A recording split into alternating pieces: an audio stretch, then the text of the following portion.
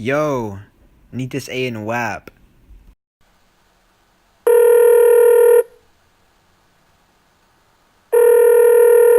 Hello? Are you done editing? Nah, I'm working on it. Son!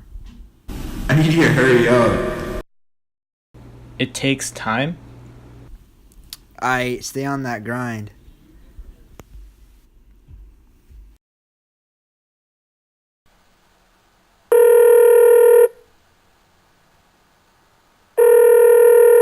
Hello?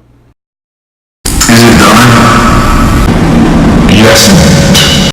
Send the link! Your boy about to flex. Flex. Okay.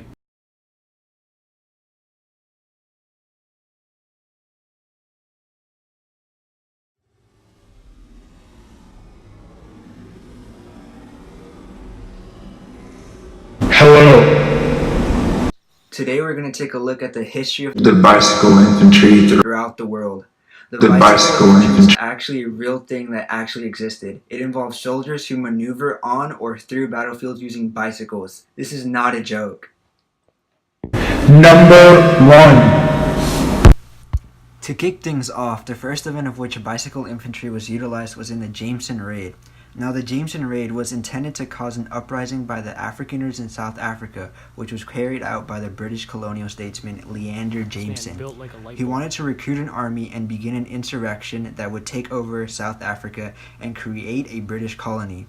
However, the raid failed miserably and only led to the beginning of the Boer War. Pew pew pew. Now, where did the usage of bicycles come into play with this event?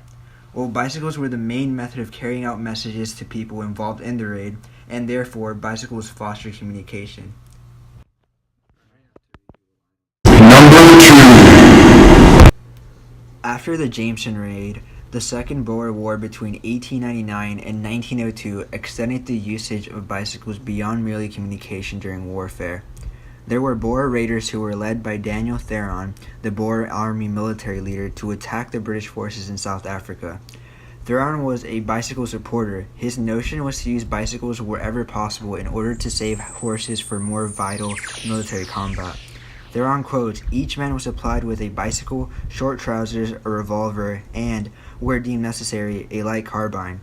One such instance in which bicycles were effectively used in the Second Boer War was that when Daniel Theron went to steal the opposing side's battle plans. Theron used a bicycle in order to perform the stealthy and silent operation because it would be less conspicuous than a horse.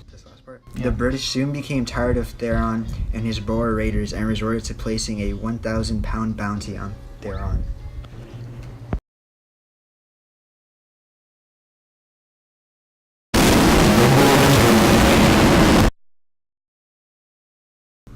Bicycles played a major role in Japan's invasion of China. So a prime example of this is Japan's capture of Singapore through Malaya in 1941.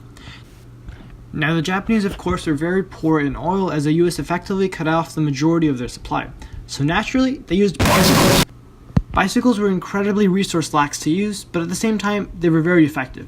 The majority of British Malaya was full of jungles, and it didn't make sense to use lots of regular military vehicles. But bicycles were very lightweight and maneuverable. Because of the dense terrain, the Allies didn't expect the Japanese to move through Malaya as quickly as they did, and this allowed them to surprise and confuse the defenders as they marched through Malaya on thousands of bikes.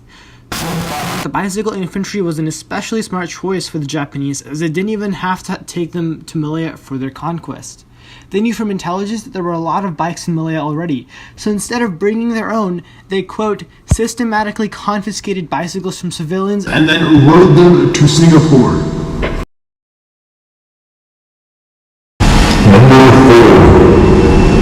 Bicycles played extensive roles throughout the duration of World War I.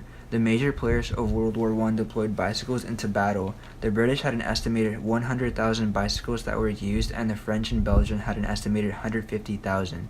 These bicycles were used because they were lightweight, they could be manually carried over obstructions or harsh terrain, and could be loaded with equipment. Additionally, bicycles fit in perfectly with the tactics of guerrilla warfare and patrol. These bicycles were used over motorized bicycles for one main reason: they were silent. England, for example, composed of a group named the Cycle Division. The duties of this group were incredibly dangerous. Their main job was to gather intelligence, lay and maintain telephone wires, deliver important messages, patrol borders, and guide troops throughout trench-filled terrain. These cyclists also moved the troops farther into the front of the battlefield, sometimes even directly participating into combat. They essentially served battle-winning information to their military general. The British were not the only ones to have such a group composed of cyclists. The Italians used the bicycles alongside their Bersaglieri army, and the German army Jaeger had separate bicycle companies at the outbreak of war.